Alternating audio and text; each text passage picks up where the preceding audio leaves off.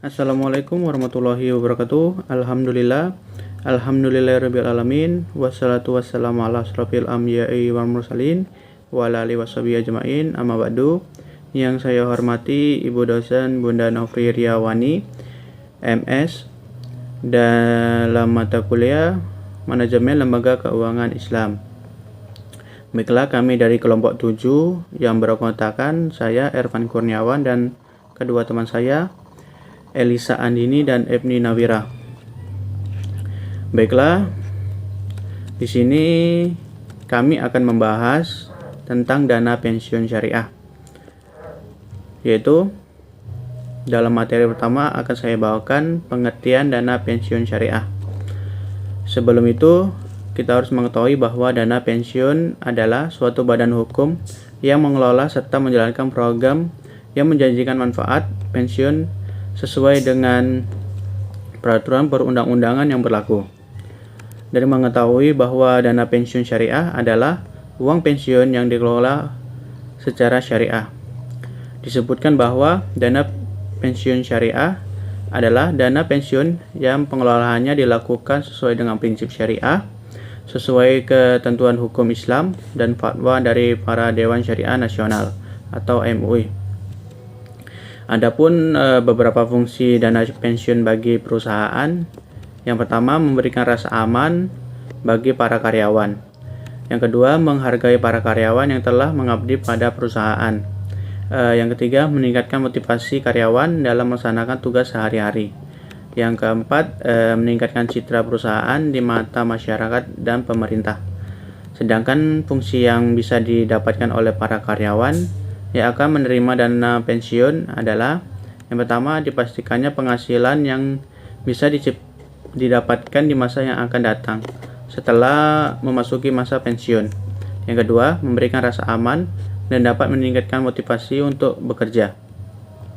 Selanjutnya, tujuan dana pensiun. Tujuan penyelenggaraan program pensiun baik dari kepentingan pekerja, karyawan, dan lembaga pengelola dapat dijelaskan sebagai berikut, yaitu pemberi kerja. Yang pertama, kewajiban moral. Perusahaan mempunyai kewajiban moral untuk memberikan rasa aman kepada karyawan terhadap masa yang akan datang. Yang kedua, loyalitas. Karyawan diharapkan mempunyai loyalitas terhadap perusahaan serta meningkatkan motivasi karyawan. Selanjutnya, karyawan atau peserta dana pensiun. Yang pertama, rasa aman bagi karyawan terhadap masa yang akan datang karena tetap memiliki penghasilan pada saat mereka mencapai usia pensiun. Yang kedua, kompensasi yang lebih baik, yaitu karyawan mempunyai tambahan kompensasi meskipun baru bisa dinikmati pada masa mencapai usia pensiun atau berhenti bekerja. Selanjutnya, penyelenggara dana pensiun. Yang pertama, mengelola dana pensiun untuk memperoleh keuntungan. Yang kedua, turut membantu dan mendukung program pemerintah. Yang ketiga, sebagai bakti sosial terhadap karyawan atau peserta dana pensiun. Selanjutnya, jenis dana pensiun. Ada 3 jenis, yaitu yang pertama, dana pensiun pemberi kerja atau DPPK adalah dana pensiun yang dibentuk oleh orang atau badan yang mempekerjakan karyawan. Yang kedua, dana pensiun lembaga keuangan atau DPLK. Ialah dana pensiun yang dibentuk oleh bank atau perusahaan asuransi jiwa untuk menyelenggarakan program pensiun iuran pasti bagi perorangan. Yang ketiga, dana pensiun berdasarkan keuntungan adalah dana pensiun pemberi kerja yang penyelenggaraan program pensiun iuran pasti dengan iuran hanya dari pemberi pekerja yang didasarkan pada rumus yang dikaitkan dengan keuntungan pemberi kerja. Baiklah, selanjutnya materi selanjutnya akan dilanjutkan oleh teman-teman saya. Dipersilakan. Baiklah, saya akan melanjutkan presentasi dari Saudara Ervan Kurniawan, yaitu tentang manajemen kekayaan dana pensiun. Pendanaan suatu program pensiun apakah dalam rangka memenuhi ketentuan atau untuk tujuan pengelolaan, manajemen keuangan, dan menyebabkan terjadinya akumulasi kekayaan yang nantinya digunakan untuk membayar manfaat pensiun dan biaya administrasi. Kemudian, dana pensiun biasanya mengembangkan suatu kebijakan investasi secara tertulis dalam pengelolaan kekayaannya. Namun, tidak semua program pensiun yang memiliki kebijakan investasi formal. Kalaupun biasanya relatif sederhana dan banyak yang didelegasikan kepada perusahaan investasi atau perusahaan asuransi.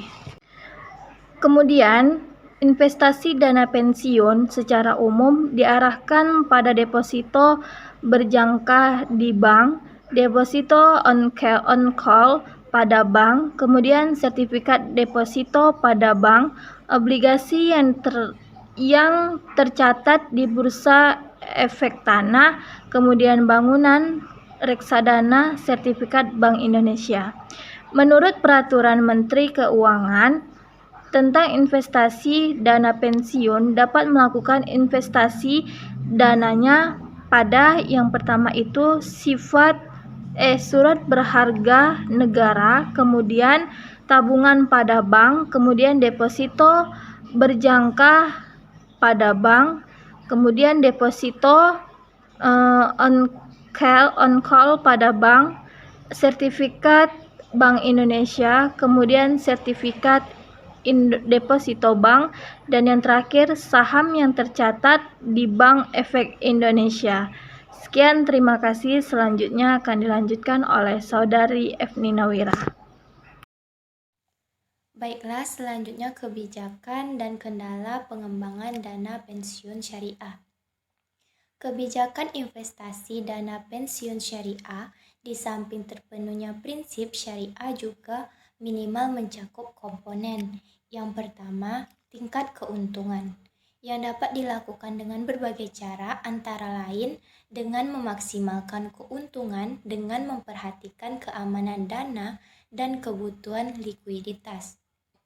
Yang kedua, risiko yang dapat diterima yaitu penentuan jumlah risiko yang mungkin dihadapi dalam kegiatan investasi. Yang ketiga, kebutuhan likuiditas dana pensiun membutuhkan likuiditas lebih kecil apabila ada kebutuhan likuiditas khusus. Maka perlu ditetapkan dalam pedoman kebijakan investasi. Yang keempat, yaitu diversifikasi yang merupakan metode untuk mencapai tingkat keuntungan yang diinginkan, menjaga berkurangnya dana dari risiko investasi, dan memenuhi kebutuhan likuiditas. Dalam roadmap Lembaga Keuangan Non-Bank 2015 sampai 2019, OJK menetapkan 3 strategi pengembangan untuk industri dana pensiun syariah. Strategi tersebut antara lain yang pertama, akselerasi pembentukan kelembagaan dana pensiun syariah. Yang kedua, mengembangkan pengawasan berbasis risiko secara bertahap. Yang ketiga, mengembangkan sistem pelaporan dan monitoring yang mendukung penerapan early warning system. Untuk itu, kebijakan dan program akselerasi sangat dibutuhkan untuk mempercepat pertumbuhan dana pensiun syariah.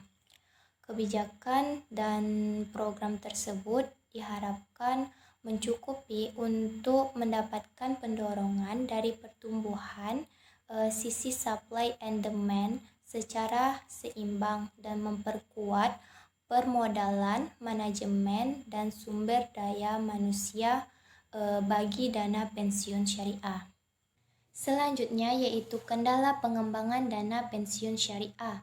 Yang pertama, adanya program sejenis yang bersifat wajib, yaitu program jaminan pensiun yang diselenggarakan oleh BPJS Ketenagakerjaan. Yang kedua, kurangnya pemahaman pemberian kerja untuk mendirikan dana pensiun dan beban iuran dana pensiun yang dianggap cost. Yang ketiga, untuk dana pensiun syariah masih terdapat kendala konversi dari dana pensiun konvensional ke dana pensiun syariah dan kurangnya minat mendirikan. Yang keempat, insentif dari pemerintah terdapat dana pensiun masih kurang, khususnya terkait investasi dan perpajakan. Baiklah, sekian dari saya. Lebih dan kurang saya mohon maaf. Assalamualaikum warahmatullahi wabarakatuh.